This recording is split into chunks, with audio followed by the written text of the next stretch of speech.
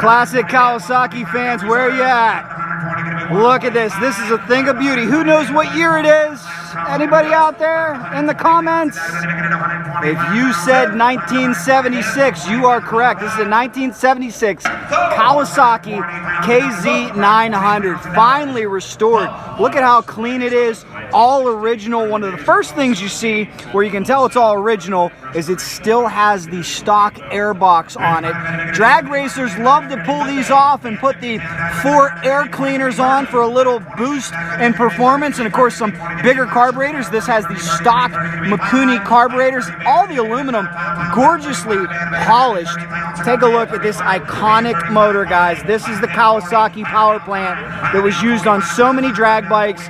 This was the fastest production motorcycle in its day.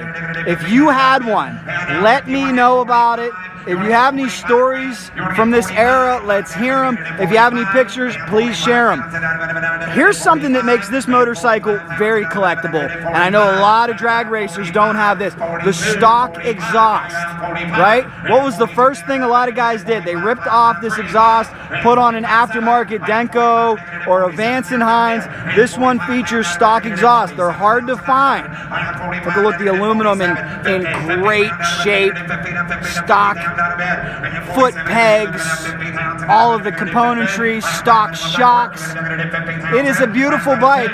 I know so many of you probably wish that yours still looked like this. This is here at the Mecum auction at South Point Casino in Las Vegas, Nevada. And there are so many Kawasaki KZs here.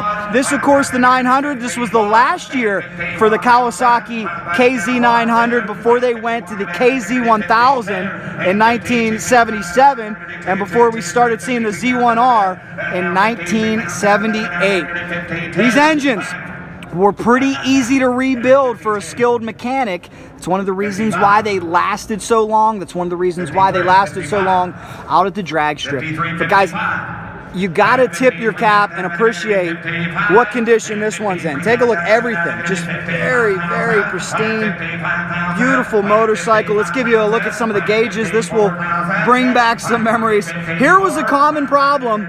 You guys remember this. To keep the inside of these gauges clean was almost impossible. They would always have some kind of fog or condensation in there. It was very, very difficult. Stock brakes, stock controls, stock mirrors. Those got wound off right away at the drag strip.